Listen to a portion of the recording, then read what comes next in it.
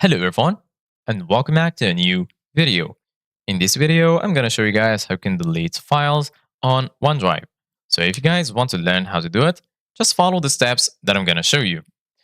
As you can see guys, I am right now on my desktop on my computer.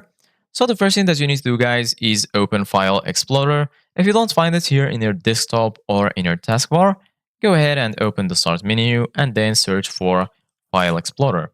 Go ahead and click on Open. And then you're going to be right here. Here in the left, as you can see, guys, you're going to find all of the sections. Here you're going to find Home, Gallery, and here you're going to find OneDrive.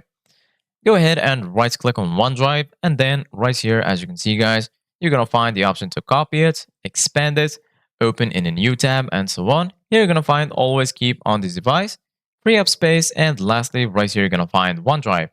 So go ahead and click on OneDrive. Then right here, you're going to find the option to view it online.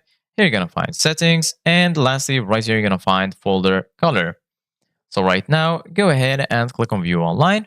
And then this will take you to this page on the web. Here in the left, you're going to find all of the sections.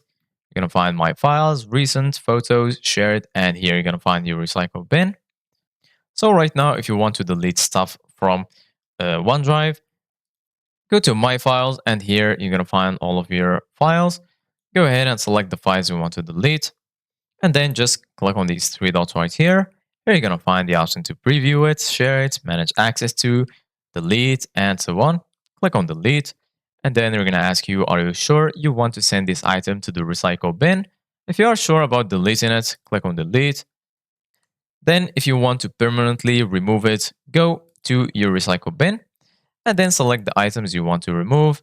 Then click on delete. If you permanently delete this file, you won't be able to restore it. Go ahead and click on delete, and then you're good to go. Thank you guys for watching. See you guys in the next video.